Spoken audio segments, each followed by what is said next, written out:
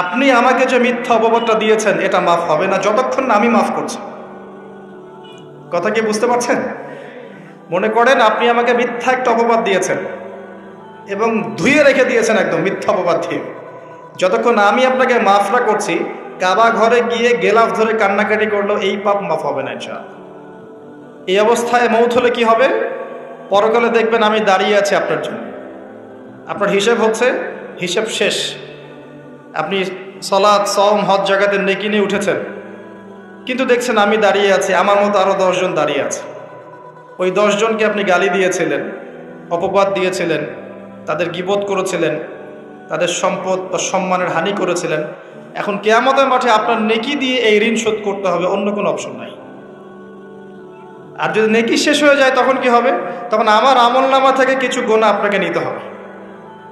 আল্লাহ পাক ন্যায় বিচারক। আল্লাহ পাক শুধু গফুর রহিম নন, আল্লাহ পাক শুধু পরম করুণাময় অসীম দয়ালুই নন, বরং তিনি হচ্ছেন ন্যায় বিচারক। ন্যায় বিচারক।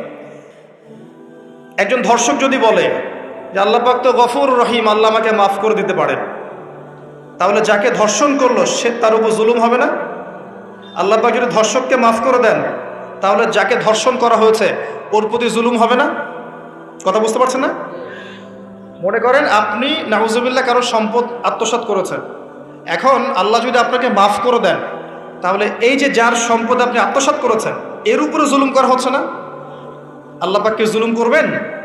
এক জাররা পরিমাণ করবেন না। কিয়ামতের মাঠে নেকি দিয়ে তার এই ঋণ শোধ করতে হবে, অথবা তার গোনা আপনার কাঁধে নিয়ে জাহান্নামের পথে যেতেও হতে পারে। আল্লাহ পাক হেফাজত।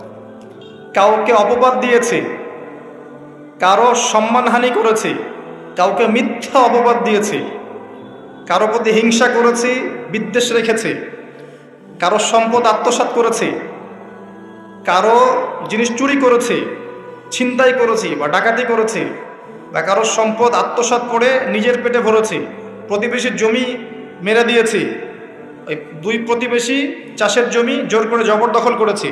এক কথায় মানুষের সম্মান, জান মালের সাথে জড়িত যে পাপ, এই পাপ আল্লাহর কাছে মাফ হবে না। তাকওয়া কি জিনিস? আল্লাহ ভীতি। নবী সাল্লাল্লাহু আলাইহি ওয়াসাল্লাম বলছেন, আত-তাকওয়া হাহুনা। তাকওয়া হচ্ছে কলিজার মধ্যে, কলবের মধ্যে। আমার দাড়ি, টুপি, জুব্বা, পাগড়ি থাকতে পারে, কিন্তু আমার কলবে কতটুকু তাকওয়া আছে এটা আল্লাহ ছাড়া কেউ জানে না। তাকওয়া সম্পূর্ণ আল্লাহ জানেন একজন ব্যক্তির মধ্যে কতটুকু তাকওয়া আছে। অনেক সময় বাহ্যিক চোখে মনে হতে পারে এই ভাইটা ইসলামিক পোশাক পরে নাই, দাড়ি আমার চেয়ে একটু ছোট, চলাফেরা কেমন জানি, সুন্নতি পোশাক নাই, ওঠা বসা চলাফেরা কেমন মনে হচ্ছে। কিন্তু কে জানে যে তার মনের মধ্যে এমন তাকওয়া থাকতে পারে যার কারণে সে আমার চেয়ে বেশি সম্মানিত হতে পারে না? আবার অনেক সময় মনে হতে পারে যে আমি এইসব চেয়ারে বসে আছি, বড় বড় ওয়াজ করছি, নসিহত করছি, অনেক বড় বড় কথা বলছি, কোরআন এবং সুন্নাহর সামাজিক কথা বলছি, পলিটিক্যাল কথা বলছি, কোরআন সুন্নাহ থেকে কথা বলছি, দেখে মনে হচ্ছে আমার পুরো দেহটা তাকওয়ায় ভরপুর।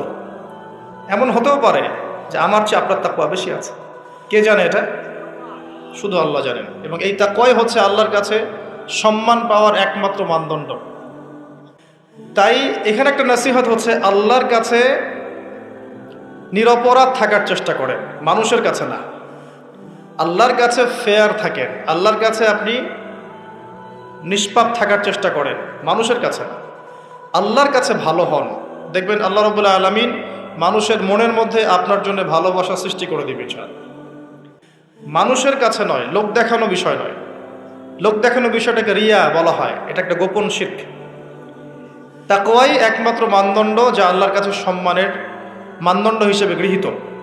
বংশ, ভাষা, দেশ বা জাতি বা বর্ণ, রক্ত, এগুলো তাকওয়ার মানদণ্ড নয়, এগুলো আল্লাহর কাছে সম্মানের মানদণ্ড নয়। এটাকে ভালো করে আমাদেরকে বুঝতে হবে। আর সেই ব্যক্তি মুত্তাকি নিঃসন্দেহে, যে আল্লাহকে ভয় করে, আল্লাহর আদেশগুলোকে মেনে চলে, আল্লাহর নিষেধগুলোকে বর্জন করে, নবী সাল্লাল্লাহু আলাইহি ওয়াসাল্লামের তরিকা মতো চলে, কোরআন এবং সুন্নাহর আলোকে জীবন গড়ে, ইনশাআল্লাহ আমরা বলতে পারি এই ব্যক্তি মুত্তাকি। তারপরেও এই ব্যক্তি চূড়ান্তভাবে জান্নাতে যাবে কি যাবে না, এই কথা আল্লাহ ছাড়া কেউ বলতে পারেন? আসেন, উমর রাদিয়াল্লাহু আনহু একজন সাহাবীকে বলছেন, আপনি কি আমাকে বলতে পারেন তাকওয়া কাকে বলে?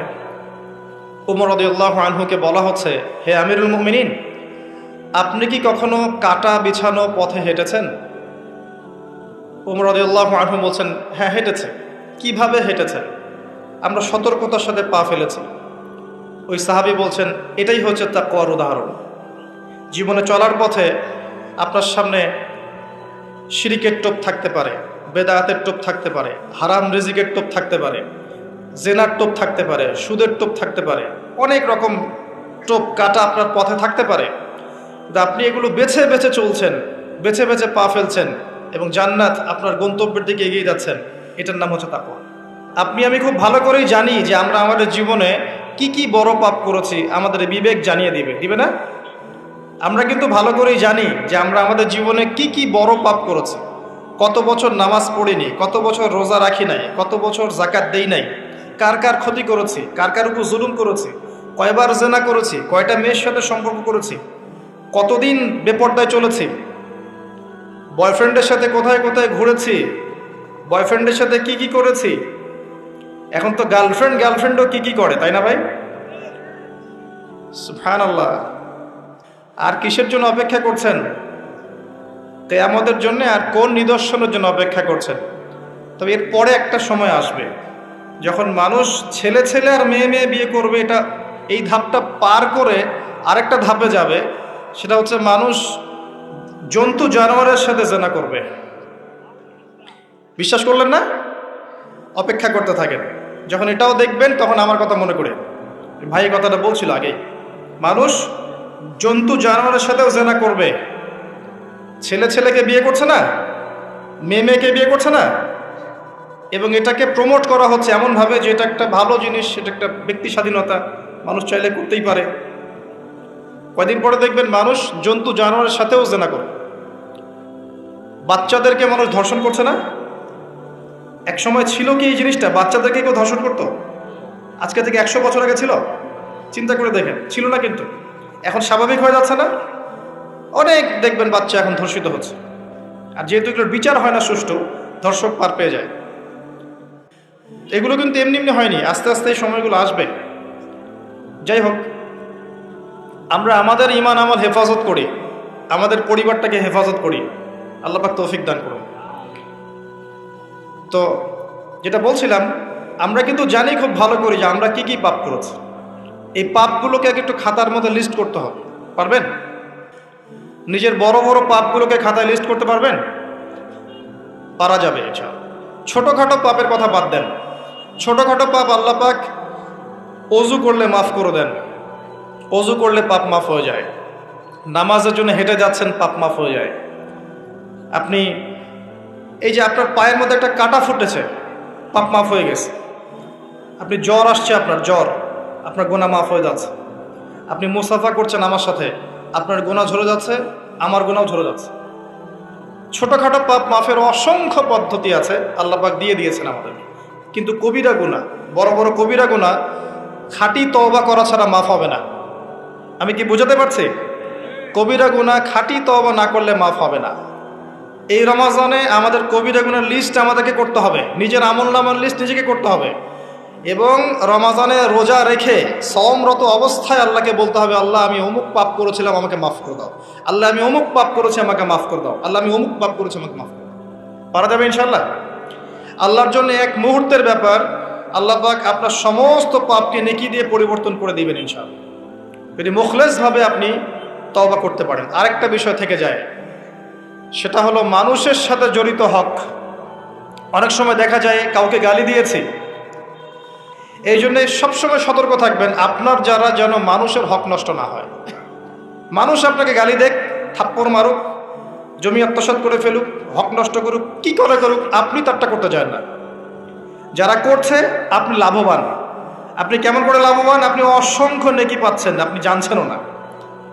যেই আপনার বিরুদ্ধে মনে করেন আপনি নিষ্পাপ, আপনি মাজলুম, আপনি কোনো অন্যায় করেন নাই, আপনার বিরুদ্ধে জুলুম করা হচ্ছে, অপবাদ দেওয়া হচ্ছে, আপনাকে আন্ডারস্টিমেট করা হচ্ছে, ইত্যাদি ইত্যাদি, আপনি বসে বসে নেকি পাচ্ছেন। বসে বসে নেকি পাচ্ছেন, এবং পরকালে কিয়ামতের মাঠে উঠে দেখবেন অসংখ্য নেকি অটোমেটিক আপনার আমলনামে চলে আসবে। তখন তারা আফসোস করবে দুনিয়াতে এই কাজগুলো না করে ভালো কিছু করলে ভালো হতো। যাই হোক, মানুষের সাথে জড়িত পাপ আল্লাহর কাছে মাফ হবে না। এই কারণে এই রমজান মাসে ওই লিস্টের মধ্যে থাকবে আমি কার কার ক্ষতি করেছি, থাকবেই। কিন্তু যতটুকু মনে পড়ে লিখে ফেলবেন, সুযোগ থাকলে সেটা ফেরত দিয়ে দিবেন। যদি সুযোগ না থাকে ক্ষমা চেয়ে নেবেন, যদি সেই সুযোগও না থাকে তার পরিবারের কাছে ক্ষমা চেয়ে নেবেন, যদি সেই সুযোগও না থাকে তার পক্ষ থেকে সদকা করে দিয়ে পারা যাবে ইনশাল্লাহ। সেই সুযোগও নাই, তাহলে হাতটা তুলে তার জন্য দোয়া করবেন, আল্লাহ আমি আমার অমুক ভাইকে মিথ্যা অপবাদ দিয়েছিলাম, আল্লাহ তুমি তাকে মাফ করে দিও। আশা করা যায় আপনার গুনাহ আল্লাহ মাফ করে দিবেন ইনশাআল্লাহ। আসুন, রমজানের প্রথম কাজ এইটা, গুনার লিস্ট করা। একটু ধৈর্য ধরে বসেন, আমি অনেক ক্লান্ত, অনেক লম্বা সফর করে আসছি, এই জন্য আস্তে আস্তে কথা বলছি আর কি। তবে ইনশাআল্লাহ আজকে আমরা রমজানটাকে কিভাবে কাটাবো এবং কোরআনময় করে কিভাবে কাটাবো, কিছু উপকারী কথা আপনাকে বলবো ইনশাআল্লাহ তাআলা। আল্লাহ পাক আমাদেরকে আমল করার তৌফিক দান করুন। প্রথম কাজ পাপের লিস্ট করা, তারপরের কাজ হচ্ছে তওবা করা। রমজানে আমরা তওবা করব যে আল্লাহ পাক আমি দুনিয়াতে যত পাপ করেছি, জানা অজানা, ছোট বড়, প্রকাশ্য গোপন, যত পাপ করেছি, যা আমি জানি যা আমি জানি না, যা তুমি আমার চেয়ে ভালো জানো, আল্লাহ মাফ করে দাও। পারা যাবে ইনশাআল্লাহ? খালি বলতে হবে আস্তাগফিরুল্লাহাল্লাযী লা ইলাহা ইল্লা হুয়াল হাইয়ুল কাইয়্যুম ওয়া আতুবু ইলাইহি, এটা পড়বেন। অথবা আল্লাহুম্মা আনতা রাব্বী লা ইলাহা ইল্লা আনতা খালাকতানি আনা আবদুক ওয়া আনা আলা আহদিক ওয়া ওয়া'দিকা মাস্তাতা'তু আউযু বিকা মিন শাররি মা সানা'তু আবুউ লাক বিনি'মাতিকা আলাইয়া ওয়া আবুউ বিযানবি ফাগফিরলি ফাইন্নাহু লা ইয়াগফিরু যুনুবা ইল্লা আনতা। পারা যাবে ইনশাআল্লাহ? হিসনুল মুসলিম, গুগল প্লে স্টোরে যান, একটা অ্যাপস আছে হিসনুল মুসলিম, একটা বই আছে, এটা কিনেন, সমস্ত দোয়া এখানে দেয়া আছে, দেখবেন আর পড়বেন, পকেটের মধ্যে রাখবেন, দেখবেন, পড়বেন। পারা যাবে ইনশাআল্লাহ? ইনশাআল্লাহ। এরপরে তওবার পরে কি? তওবার পরে রমজান মাসের বাজার আগে করব। এখন শাবান মাস চলছে, হাতে যতটুকু টাকা পয়সা আছে বা জমানো কিছু টাকা তো আছে, এখান থেকে আপনি রমজান মাসের বাজার করবেন। রমজান মাসে আপনি বেশি বেশি বাজারে যাবেন না, ওই মাসে যেটা আর্ন করবেন সেটা জমিয়ে রাখবেন, সমস্যা নাই। সম্ভব হলে ঈদের যে কাপড় চোপড় লাগে, আপনার স্ত্রীর জন্য এক সেট, আপনার বাচ্চার জন্য এক সেট, আপনার এক সেট, নতুন কাপড় পরার সুন্নত, এবং আমরা সবাই নতুন কাপড় পরার চেষ্টা করবো ইনশাআল্লাহ। যাদের নতুন কাপড় নাই তাদেরকে কাপড় দেওয়ার চেষ্টা করবো ইনশাআল্লাহ। এটাও কিনে রাখতে পারেন আগে ভাগেই।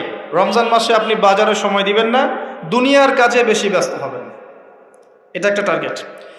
এরপর আপনি রমজান মাসে একটা প্রজেক্ট হাতে নেবেন যে আমার মতো বহু মুসলিম সমাজে আছে যাদের পুরো মাস চলার মতো টাকা পয়সা নাই, আছে না?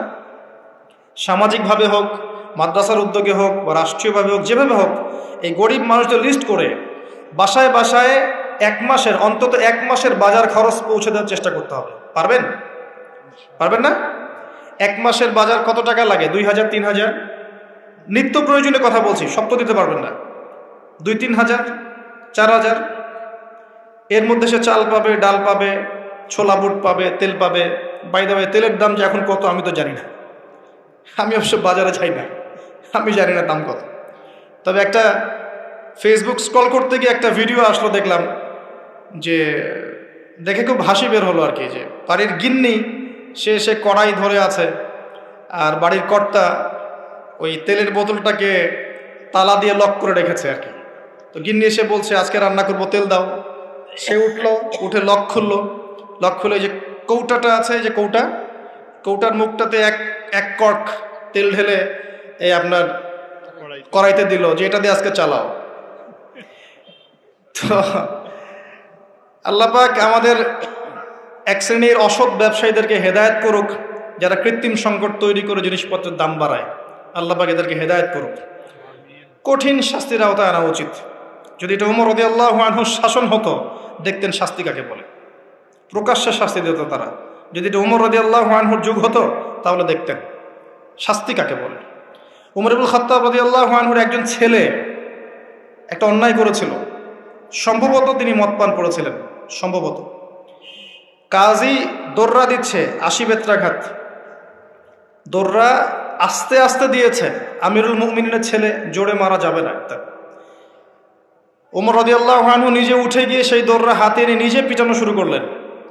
দোররা মারা শেষ হওয়ার আগেই ছেলে ডেড, স্পট ডেড। কথা কি বুঝতে পারছেন? এবার ছেলেকে দাফন করলেন। দাফন করে বাকি দোররা যে কয়টা বাকি ছিল, এই বাকি দোররাগুলো তার কবরের উপরে মারছে। মারার পরে আল্লাহকে বলছে, আল্লাহ আমাকে মাফ করে দিও, হয়তো আমি ন্যায় বিচার করতে পারলাম না। আমি কি বুঝাতে পারছি ভাই? এটা তার শাসন। এরকম শাসন আবার আসবে ইনশাআল্লাহ। মনে করবেন না যে আসবে না। যা দেখছেন সব কিছু থাকবে না, এগুলোর কিছুই থাকবে না। যেটা বলছি, বাজার করে ফেলেন এবং প্রজেক্ট নেবেন। যারা দরিদ্র দুস্থ, এদের পরিবারে আমরা পার পরিবার একটা করে প্যাকেজ পাঠিয়ে দেব, যেখানে নিত্য প্রয়োজনীয় দ্রব্য থাকবে। তারাও যেন রমজান মাসে খেয়ে পরে বাঁচতে পারে। পারা যাবে ইনশাআল্লাহ? চেষ্টা করেন, আল্লাহ পাক আপনার রিজিকে বরকত দিবে ইনশাআল্লাহ। একটা হাদিসে আছে যে বান্দা যতক্ষণ অন্য ভাইয়ের সাহায্যে থাকে, আল্লাহ ততক্ষণ ওই বান্দার সাহায্যে থাকে। আর একজন মুসলিম ভাইয়ের প্রয়োজন পূরণ করতে যাওয়া, খালি হেঁটে হেঁটে যাওয়া, এটা মসজিদে নববীতে বসে 12 বছর ইতিকাফ করার চেয়ে বেশি নেকির কাজ। এগুলো আমরা হয়তো বুঝি না, মনে করি তার সাথে যাব, আমার তো সময় নষ্ট হচ্ছে। আপনি 12 বছর ইতিকাফের নেকি পাচ্ছেন, তাও যে কোনো মসজিদে না, নববী মসজিদে। সুবহানাল্লাহ। রমজানে আর কি করবেন? কম খাবেন, সেহরি আর ইফতারে বেশি খাবেন না, এবং 2টা তরকারি দিয়ে যদি খাবার হয়ে যায়, 10টা তরকারি করার কোনো দরকার নেই। আপনিও দুনিয়ার কাছে বেশি ব্যস্ত হবেন না, বাড়ির মা বোনদেরকেও ব্যস্ত রাখবেন না, তাদেরকেও দিন শেখার সুযোগ দিবেন। রমজান মাসে তারা অল্প রান্না করবে, একবার রান্না করবে, 3 বেলা খেয়ে নেবেন গরম করে। তারা তালিম করবে, তারা কোরআন শেখার মজলিসে যাবে, তারা মহিলাদের মধ্যে দিন চর্চা করবে, তাদেরকেও দিনের সুযোগ করে দিতে হবে। পারা যাবে ইনশাআল্লাহ। এবং আপনিও তালিমে বসবেন, 5 ওয়াক্ত নামাজ মসজিদে আদায় করবেন, ইসলামিক দর্শগুলোতে বসবেন, ইমানকে তাজা করবেন, ইমানকে তাজা করবেন।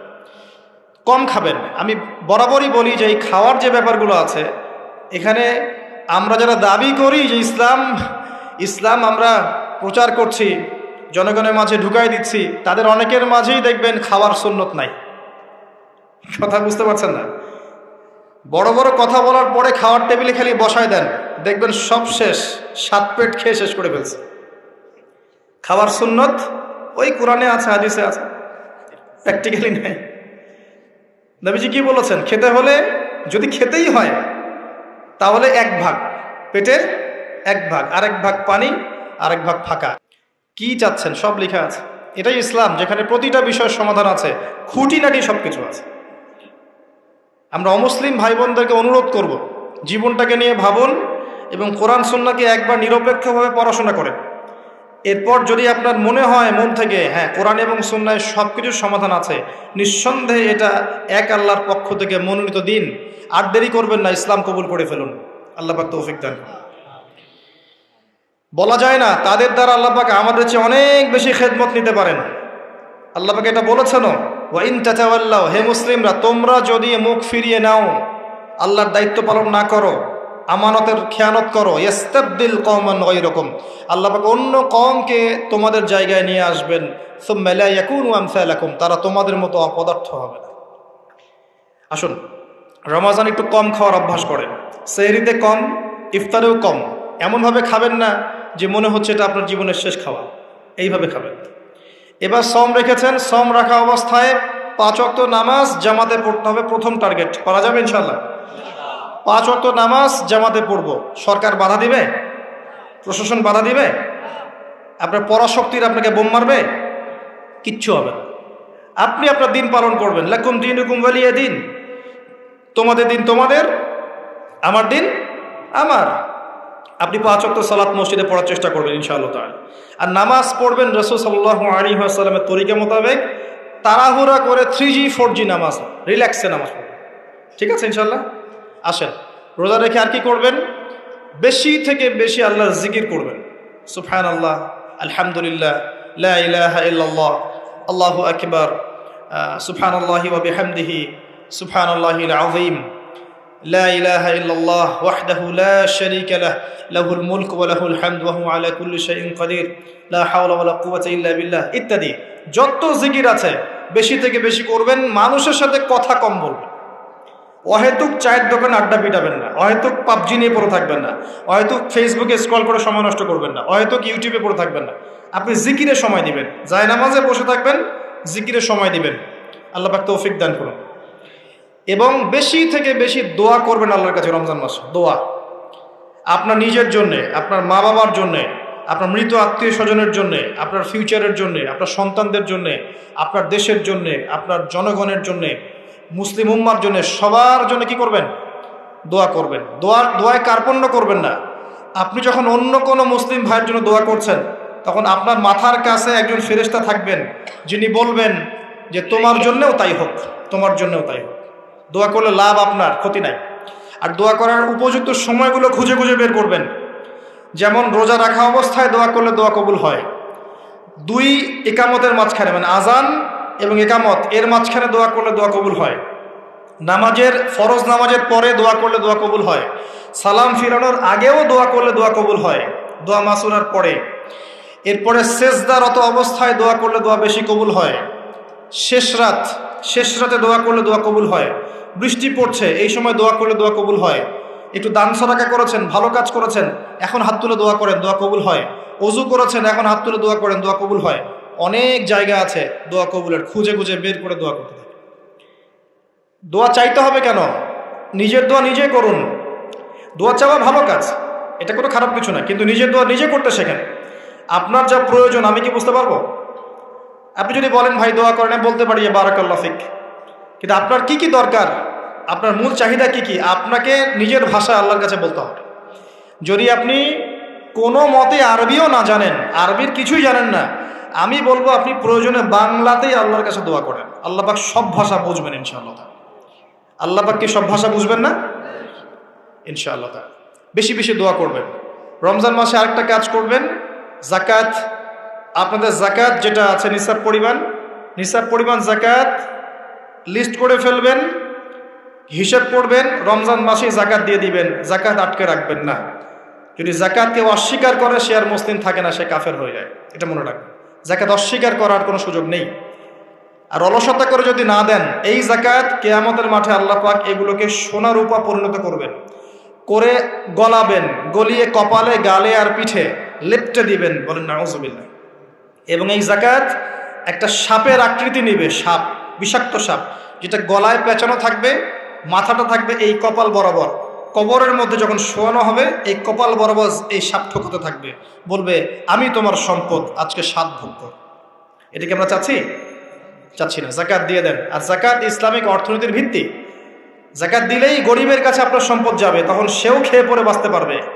এভাবে সাম্য বজায় থাকবে। আল্লাহ আমাদের বোঝার তৌফিক দান করুন। রমজান মাসে একটা কাজ করবেন, সেটা হলো পরিবারকে সময় দিবেন, পরিবারকে টাইম দিবেন। পরিবারের মধ্যে ইসলামিক সংস্কৃতি গড়ে তুলবেন। একসাথে সেহরি করবেন, একসাথে সাহরি করার পরে একসাথে ইফতার করবেন, একসাথে তালিম করবেন। ইসলামিক কোনো মুভিজ একসাথে দেখলেন, ইসলামিক কোনো লেকচার একসাথে শুনলেন। মানে ইসলামকে এনজয় করবেন পরিবারকে নিয়ে, সাথে করে নিয়ে। বাচ্চা কাচ্চারা দেখবে ছোটবেলায় আমরা বাবাদের সাথে এটা করেছিলাম, ওইটা করেছিলাম। ইফতার বানাচ্ছেন বাসায়, বাচ্চাদেরকে ইনভলভ করবেন, বাচ্চাদেরকে রোজা রাখতে উৎসাহিত করবেন, ওদেরকে নবীদের গল্প শোনাবেন, ইসলামিক কালচারে বড় করবেন। দেখবেন পরিবারের মধ্যে শান্তি রহমত নেমে আসবেন। পারা যাবে ইনশাআল্লাহ। রমজান মাসে আরও একটা কাজ করবেন, সাদাকাতুল ফিতর দিয়ে দিবেন। এটা সম্পর্কে আলেম ওলামারা আপনাদেরকে বলবে খুতবা ইনশাআল্লাহ, আমি আগেই বলে রাখলাম, সাদাকাতুল ফিতর দিয়ে দিবেন।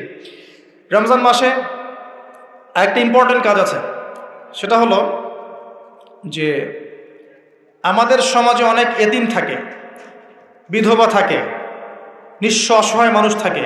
এই মানুষগুলোর পাশে দাঁড়ানোর চেষ্টা করবেন। বেশি থেকে বেশি দান সাদাকা করবেন। যতটুকু সামর্থ্য আল্লাহ দিয়েছেন, আপনি বেশি থেকে বেশি দান সাদাকা করবেন। এভাবে ইনশাআল্লাহ আপনি রমজানটাকে উপলব্ধি করতে পারবেন, এনজয় করতে পারবেন। আপনার সালাতের মাধ্যমে, আপনার সিয়াম রাখার মাধ্যমে, দোয়া করার মাধ্যমে, জিকির করার মধ্য দিয়ে, পরিবারের সাথে এনজয় করার মধ্য দিয়ে দেখবেন আপনি আত্মশুদ্ধি অর্জন করতে পারছেন। আরেকটা কাজ, রাতের বেলা তারাবি সালাত। রাতের বেলা তারাবি মসজিদে জামাতে পড়ার চেষ্টা করবেন, এবং সবচেয়ে সুললিত কণ্ঠে যিনি তেলাওয়াত করতে পারেন তাকে ইমাম বানাবেন। নামাজটা এনজয় করা যায় যেন। রুকু করলে সেজদা পাই না এমন নামাজ দরকার নাই। আমার কথায় মন খারাপ করছেন? রুকু করলে সেজদা পাই না এমন নামাজের দরকার নাই। ধীর স্থিরভাবে নামাজ পড়েন, মধ্যম পন্থায় নামাজ পড়েন, সুললিত কণ্ঠে তেলাওয়াত করেন। ওই মক্কার তারাবি দেখেন, মদিনার তারাবি দেখেন, অনেক সুন্দর তারাবি হয়। রাকাত সংখ্যা নিয়ে ঝগড়া করেন না। সামনে একটা ঝগড়া আসবে, 20 রাকাত না 8 রাকাত, তারপরে আবার ঝগড়া আসবে ঈদের তাকবীর কতটা, আর ঝগড়ার তো শেষ নাই। আস্তে আস্তে আস্তে আস্তে ইসলামের বিরোধী শক্তি যারা, তারা বিশ্বের নেতৃত্ব দেওয়ার আসনে চলে গেছে, আর আমরা আপোষে এই মারামারি কাটাকাটি ঝগড়া নিয়ে পড়ে আছে। বিশ্বাস করছেন না? এই হচ্ছে বাস্তবতা। কে কার গীবত করবে, কে কাকে অপবাদ দিবে, কে কার উন্নতি দেখে টেনে নামাবে, কে কাকে হিংসা করবে, কোন দলকে কাটা ছড়াছড়ি করবে, কোন আলেমকে, কোন বক্তাকে, এগুলো চলছে সমাজে। আর ইখতিলাফি মাসআলাগুলোকে নিয়ে আমরা এতটা সময় নষ্ট করেছি, এই সময়ে ইসরায়েল 70 বছর এগিয়ে গেছে। কথা বুঝতে পারেন না মনে হয়। সামনে দেখেন কি হয়, সামনে সে বিশ্বকে নেতৃত্ব দিবে, দেখে নিয়েন। ও মুসলিমদের নাকের ডগার উপর বসে সারা বিশ্বকে নেতৃত্ব দিবে, মুসলিমরা কিচ্ছু করতে পারবে না যতক্ষণ না ইমাম মাহদি আসছেন, তার আগ পর্যন্ত না। ইল্লা মাশাআল্লাহ, ইল্লা মাশাআল্লাহ। যদি আল্লাহ পাক কিছু বান্দাকে খাস করে নেন, সেটা আলাদা বিষয়। মানে এখনো এই পৃথিবীতে এমন কিছু বান্দা আছে যারা কশ্চিনকালেও জালেমের সামনে মাথা নত করবে না, যারা হকের উপর থাকবে, যারা ইসলামের বিরোধী শক্তিকে ছাড় দিবে না, এমন বান্দাও পৃথিবীতে আছে। তাদের কথা ভিন্ন। বেশিরভাগ মুসলিমই লাহুম কুলুবুন লা ইয়াফকাহুনা বিহা, এরকম পর্যায়ে পড়ছে। হৃদয় আছে, উপলব্ধি করে না, চোখ আছে দেখে না, কান আছে শোনে না। এগুলোর ইখতিলাফ বাদ দিয়ে আপনি স্থিরভাবে নামাজের রাকাত সংখ্যা না, আপনি কোয়ালিটি বাড়াবেন। নামাজটা কত সুন্দর হচ্ছে, এটা একটা ফ্যাক্ট। এবং তারাবির নামাজটাকে এনজয় করেন। খতম হবে কোরআন, আমরা কোরআনকে এনজয় করবো ইনশাআল্লাহ। এরপরেও শেষ রাত্রে আপনি চেষ্টা করেন নিজে ওঠার জন্য পরিবারের লোকজনকে ওঠানো, আসো 2 রাকাত নামাজ পড়ি, আসো 4 রাকাত নামাজ পড়ি। সেহরি করার 1 ঘন্টা আগে ওঠা যাবে না? সেহরি করার 1টা ঘন্টা আগে উঠলেই কিন্তু আমি মিনিমাম 5-6 রাকাত, 8 রাকাত, 10 রাকাত নামাজ পড়তে পারবো। 2 রাকাত তো পারবো কমসে কম। 2 রাকাত পড়ে একটু তাসবিহ তাহলিল করে, একটু কোরআন তেলাওয়াত করে আল্লাহর কাছে হাত তুলে দোয়া করা যাবে না? ওই সময় আল্লাহ পাক প্রথম আসমানে নেমে আসেন, সুবহানাল্লাহ। এসে বলেন, কে আমাকে ডাকবে, আমি তার ডাকে সাড়া দিব। কে আছে আমার কাছে কিছু চাইবে, আমি তোমার চাওয়া পূরণ করব। কে আছো আমার কাছে ক্ষমা চাইবে, আমি তোমাকে ক্ষমা করে দেব। আল্লাহ পাক ফজর পর্যন্ত এটা বলতে থাকে। রমাদানের আর 2টা কাজ। এক হচ্ছে লাইলাতুল কদর তালাশ করবেন। আর লাইলাতুল কদর তালাশ করতে হলে শেষ দশকটা ইতিকাফ করার চেষ্টা করুন। ইতিকাফ করতে পারলে আপনি লাইলাতুল কদর পেয়ে যাবেন ইনশাআল্লাহ। স্পেসিফিকলি বলা নাই 27শে রমজানই লাইলাতুল কদর হবে, স্পেসিফিকলি বলার সুযোগ নাই, মিস হতে পারে। নবীজি বলেছেন শেষ দশকের বেজর রাত 21, 23, 25, 27, 29 যে কোনো একটা রাত লাইলাতুল কদর হবে। এক রাত ইবাদত করবেন, সারা হাজার মাস ইবাদত করার নেকি পেয়ে যাবেন ইনশাআল্লাহ তাআলা। এই রাতে দোয়া করলে দোয়া কবুল হয়ে যায়। আল্লাহ পাক আমাদেরকে লাইলাতুল কদর পাওয়ার তৌফিক দান করুন, ইতিকাফ করার তৌফিক দান করুন। আমি আরেকটা কাজ যেখান থেকে আমি আসবো, কোরআনময় রমজান মাসে সবচেয়ে বড় যে কাজটা, এটা দিয়ে শেষ করছি, শোনেন। এখানে একটু সময় নিব, আমি একটু ধৈর্য ধরেন। রমজান মাসের সবচেয়ে বড় কাজ, এবং রমজান মাস যে কারণে মহামান্বিত বা মহিমান্বিত, শব্দটা হয়তো আমি ভুল বলেছি, তো সেটা হচ্ছে আল কোরআনুল কারীম। রমজান মাস সেই মাস যেই মাসে কোরআন নাজিল করা হয়েছে।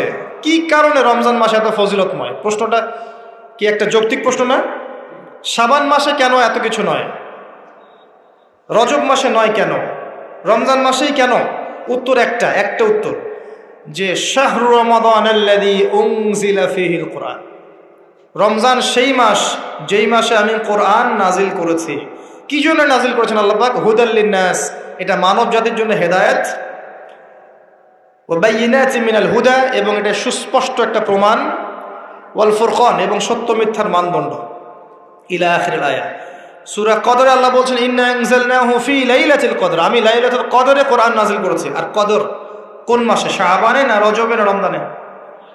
তাহলে রমজান মাসে কোরআন নাজিল হয়েছে, প্রমাণ হলো। রমজান মাসে আল্লাহ পাক কোরআন নাজিল করেছেন কোথায়? এবার আপনাকে দেখাচ্ছি। এই যে আইয়ামে জাহেলিয়াতে। কোথায়?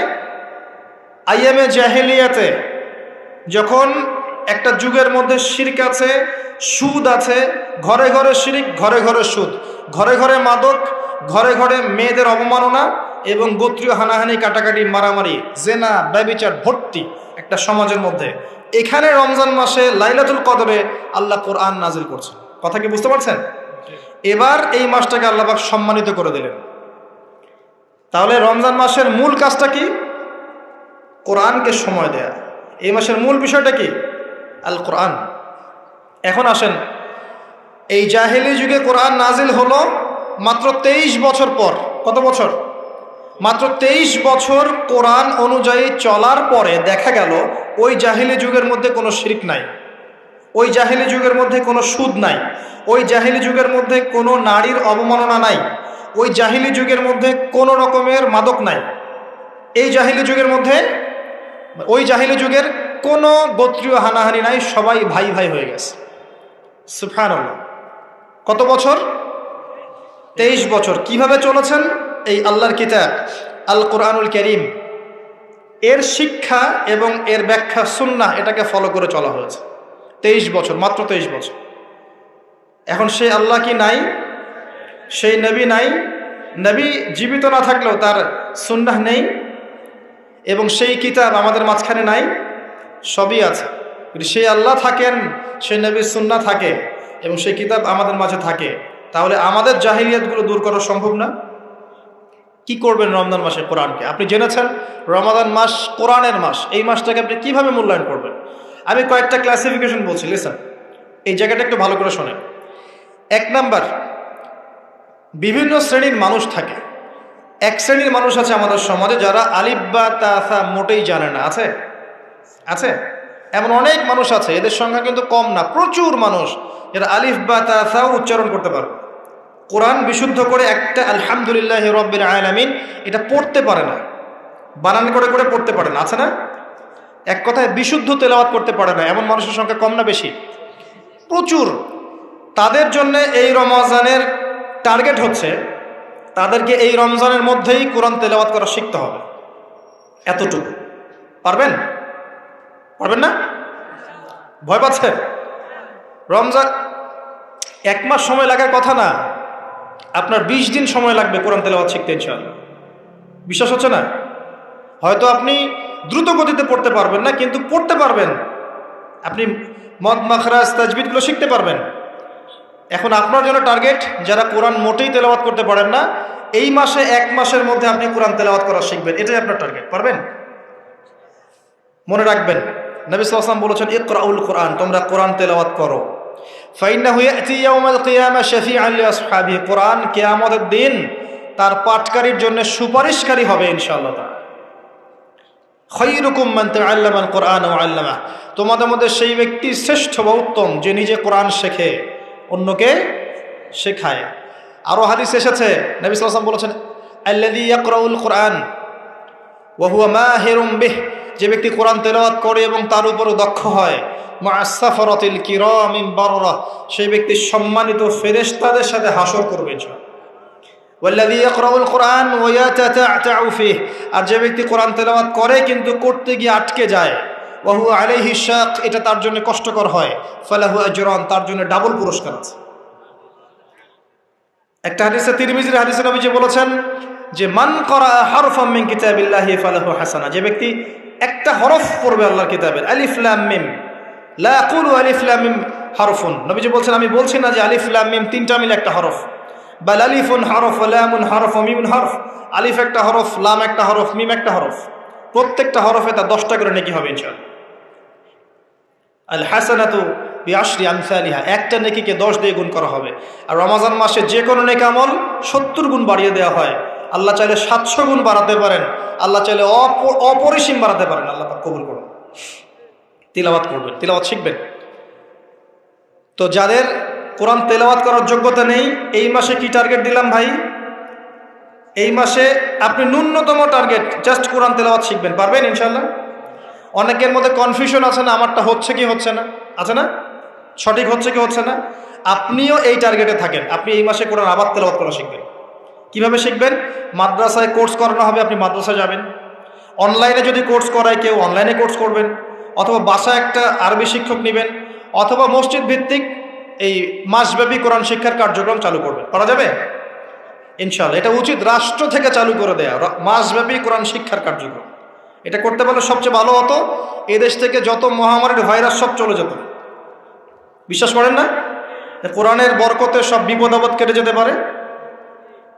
সূরা বনী ইসরাঈল আল্লাহ পাক বলেছেন যে ওয়াইদা ক্বরা'তাল কুরআন, হে নবী আপনি যখন কোরআন তেলাওয়াত করবেন বা করেন, জাআলনা বাইনাকা ওয়া বাইনাল্লাযীনা লা ইউমিনুনা বিল আখিরাহ হিজাবাম মাসতুরা, যখন আপনি কোরআন তেলাওয়াত করেন তখন আপনার এবং ওই জগৎ, যেই জগৎটা আল্লাহ এবং পরকালে বিশ্বাস করে না, এদের মাঝখানে মানে ইমানদার এবং এর শত্রুদের মাঝখানে আমি আল্লাহ একটা অদৃশ্য পর্দা স্থাপন করে দিই। সুবহানাল্লাহ। ওই দিক থেকে কোনো ক্ষতি আপনাকে স্পর্শ করতে পারবে না। যাই হোক, এটা আপনাদের টার্গেট। 2 নাম্বার, দ্বিতীয় শ্রেণীর মানুষ যারা কোরআন মাশাআল্লাহ তেলাওয়াত করতে জানেন এবং আপনার কনফিডেন্স আছে। এখানে একটা কথা বলতে ভুলে গিয়েছিলাম যে আপনাকে শয়তান 3 ভাবে বিভ্রান্ত করতে পারে। একটা হচ্ছে শয়তান কিন্তু আপনাকে বোঝাতে পারে যে আপনি অনেক জানেন, আপনার জানার দরকার নাই। এটা শয়তান আপনাকে বোঝাতে পারে। 2 নাম্বার বোঝাতে পারে যে আপনার দ্বারা হবে না, আপনি পারবেন না। আমার কথাটা মনে রাখেন। 3 নাম্বার বোঝাতে পারে যে আমার অনেক সময় পড়ে আছে, পরে শিখে নেবে, এত তাড়াহুড়োর কি আছে। এই 3টা অস্ত্র শয়তানের বড় বড়। আরেকটা অস্ত্র আছে 4 নাম্বার, সেটা হলো শিখতে গিয়ে দেখবেন শয়তান ওয়াসওয়াসা দিবে, এই টিচার ভালো না, ওস্তাদ ভালো না। এটা একটা ওয়াসওয়াসা। উস্তাদের হাতে নিজেকে ছেড়ে দিতে হবে, তারপরে সে বুঝবে আপনাকে কোন পথে নিয়ে যেতে হবে। নবী মূসা আলাইহিস সালাম যখন এসেছিলেন খিদর আলাইহিস সালামের কাছে, হাল আত্তাবিউকা আন তুআল্লিমানি মিম্মা উল্লিমতা রুশদা, তিনি এসে বলেছেন, হে খিদর আমি কি আপনার সাথে থাকতে পারি এই শর্তে যে আল্লাহ আপনাকে যে জ্ঞান শিখিয়েছেন আমাকে শেখাবেন? তখন খিদর আলাইহিস সালাম বলছেন, ইন্নাকা লান তাসতাতিআ মা'ইয়া সাবরা, তুমি তো আমার সাথে ধৈর্য ধরতে পারবে না। ধৈর্য ধরে ওস্তাদের কাছে সুপর্দ করতে হয়, তারপরে জ্ঞান পাওয়া যাবে ইনশাআল্লাহ। এত অস্থির হলে হবে না। 2 নম্বর শ্রেণী যারা পড়তে পারেন তাদের জন্য নসিহত হচ্ছে, এই রমজান মাসে আপনার টার্গেট এই কিতাব আপনি একবার খতম করবেন, একবার অনলি। পারবেন? অনলি একবার। প্রত্যেক দিন আপনি 1 পারা করে পড়বেন, প্রত্যেক দিন 1 পারা, 30 দিন 30 পারা। সম্ভব? খুব কঠিন? পারা যাবে না ইনশাআল্লাহ। আল্লাহ পাক তৌফিক দান করুন। আবারও বলছি, কোরআন তেলাওয়াত করলে আপনি প্রত্যেক হরফে 10 নেকি পাবেন।